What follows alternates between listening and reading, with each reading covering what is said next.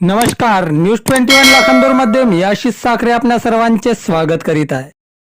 नागपंचमी निमित्त उसळली भाविकांची गर्दी, सापाचे विषही होते निष्प्रभ। परसोडी नागची आख्यायिका। सापाचे विष निष्प्रभ करण्याचे वरदान प्राप्त असलेली पवित्र नागभूमी म्हणून प्रसिद्ध असलेल्या लाखांदूर तालुक्यातील परसोडी नाग येथे सोमवारला 17 ऑगस्ट रोजी नागपंचमी निमित्ताने हजारो भाविकांची गर्दी उसळली। ही परंपरागत अनेक वर्षांपासून सुरू असून परिसरातील तसेच दूरवरून भाविक या दिवशी येथे नागदेवाच्या दर्शनासाठी येऊन नतमस्तक होतात। त्यामुळे नागपंचमीच्या दिवशी गावाला यात्रेचे स्वरूप येत असल्याचे मागील अनेक वर्षांपासून दिसून येत आहे। दरवर्षी नागपंचमीला परसोडी नाग येथे तालुक्यातील व परिसरातील हजारो भाविक पूजा अर्चनासाठी येत असतात। त्यामुळे या गावात यात्रेचे वातावरण निर्माण होत असल्याने स्थानिक तसेच परिसरातील व्यावसायिकांना रोजगारही या माध्यमातून मिळतो। मात्र प्रामुख्याने परसोडी नाग येथील पुरातन नाग मंदिरात सर्पदंश झालेला व्यक्ती विषमुक्त होऊन बरा होतो या श्रद्धेपोटी येथे भाविकांची गर्दी उसळते ही श्रद्धा आहे। याच कारणामुळे पुरातन काळापासून प्रसिद्धीस आलेले हे लाखांदूर तालुक्यातील गाव परसोडी नाग म्हणून ओळखले जाते।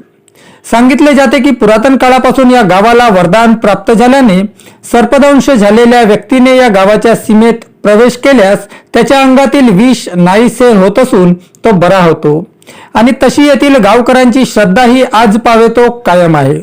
अगदी पुरातन काळापासून सापाचे विष निष्प्रभ करण्याच्या वरदानाने प्रसिद्धीस असलेल्या या गावाची एक अनोखी कथा आहे।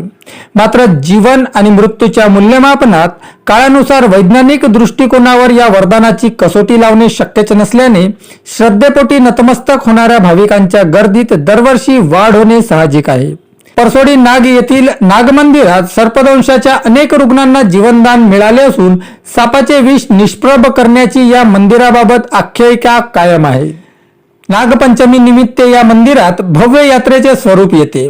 परिसरातील हजारो भाविक आपापल्या गावातील दिंड्यांसह सहभागी होऊन नागदेवाचे दर्शन घेतात। सलग 6 वर्षांपासून दरवर्षी जुलै ते ऑगस्ट महिन्यापर्यंत या नागमंदिरात जवळपास 300च्या घरात रुग्णांवर उपचार करण्यात आले असून पूर्णच रुग्ण बरे होऊन घरी परतल्याची माहिती परसोडी नाग येथील नागमंदिर देवस्थानचे पुजारी प्रल्हाद मेश्राम यांनी दिली। त्यांच्या म्हणण्यानुसार मागील अनेक पिढ्यांपासून ते या मंदिरात पूजा अर्चा करीत आहेत। ही त्यांची 4थी पिढी असून बालपणापासूनच ते या मंदिरात मोठ्या श्रद्धेने पूजा करतात। काही वर्षापूर्वी या गावातील एक महिला डोक्यावर शिदोरी घेऊन शेतात राबणाऱ्या घरधन्याकडे जात असताना अचानक एका नागाने त्या महिलेला जीव वाचवण्या हेतू आश्रयाची विनवणी केली। गारोड्याच्या तावडीतून सुटण्या हेतू जीव बचावासाठी त्या नागदेवतेला आश्रय देताना त्या महिलेने नागदेवतेला लहानगे अंग धारण करण्याची विनवणी करताच नागदेवतेने लहानग्या रूपात आल्याबरोबर चक्क अंगावर परिधान लुगड्यातील ओट्यात त्या नागदेवतेला लपविले। नागदेवतेला बंदीकृत करण्या हेतू पाठवाह करणारा गारुडी त्या महिलेला भेटताना त्याने नागदेवता दिसला काय अशी विचारणा देखील केली।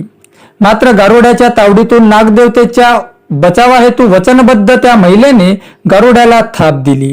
गारुड्याच्या तावडीतून नागदेवतेचा जीव बचावल्यानंतर ओटीतून बाहेर पडलेल्या नागदेवतेने त्या महिलेला वरदान मागण्याची विनवणी केली। यावेळी संबंधित महिलेने कोणत्याही मोहमायेची लालसा न बाळगता गावासभोवतालच्या वेशीत सर्पदंशाने बाधित लोकांना विना औषधोपचार जीवनदानाची याचना केली।